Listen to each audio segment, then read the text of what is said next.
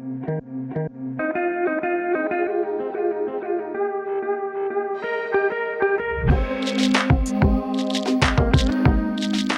this series, we've been talking all about fruit. Not just the food kind, but the supernatural kind. One of the ways that we can see fruit of God's Spirit in and around us is by asking this question: where did you see God today? But here's the problem though. It's not always apparent. It's not easy to see God, or it's not easy to see these characteristics of God in the world around us.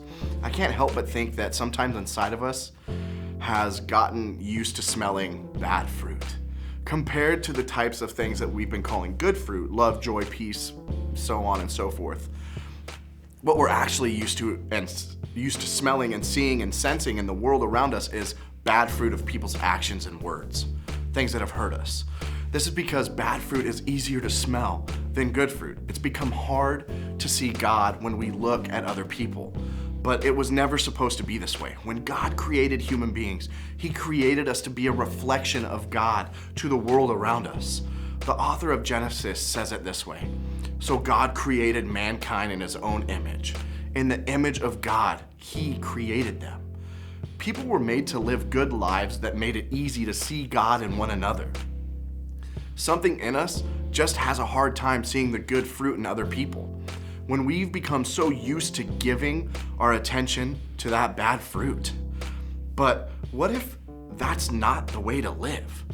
What if God actually wants more for us when it comes to how we see other people? What if we could start experiencing more of the good life by beginning to see more of the good in others around us? So Paul wrote a letter called Romans, and I want you to check out what he wrote. To those who live according to the flesh have their minds set on what the flesh desires. But those who live in accordance with the Spirit have their minds set on what the Spirit desires.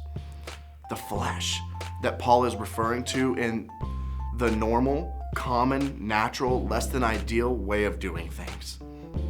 Paul says that if we live just like the world around us, we will think just like the world around us. But if we choose to live by the Spirit, we'll begin to see things differently. When we decide to follow what God says is best and pay attention to the ways that the Spirit leads us to live through things like prayer, scripture reading, and community with other people following Jesus, our minds will get focused on new things. Basically, if you set your mind on things of the Spirit, you're more likely to see the Spirit at work. So let's be clear about one thing. The Spirit helps you see the good in life. Truthfully, God is always doing good things in the world and in other people's lives. When we choose to focus on this reality, the way that we see ourselves, the way that we see others, and the way that we see the world around us changes for the better. We begin to experience the good life because we begin to see how the good life really is. But if you're anything like me and you hear this and wonder, but how in the world do I do this? How can I make this happen? Well, experiencing this kind of life begins when you learn to look for God. Today we're talking about things that can actually be developed by practicing what we call the 4 faith skills. And the first one is hear. We can read scripture and listen to other people and follow God and those who are walking with the Spirit. Second thing, pray. We can spend time not just talking to God, but listening to God. We can be quiet and still. We can pay attention to what God might be saying to us. And I think turning off our phones can really help us do this. Just shut it off and take some deep breaths and see where God leads you. The third thing is talk. We need to talk with others and share with others about what we think God may be up to in our lives, where we think God might be asking us to make some changes, and where we might see God already working. And the fourth thing is live. We can live like we trust the Spirit is doing something in us, around us, even if we don't always see it. When we commit to practicing these 4 faith skills, we will begin taking steps to live by the Spirit, by having our minds set on the things that the Spirit is doing in our world around us.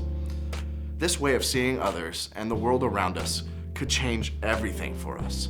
There is a better way to do high school than what is typical, and this is it.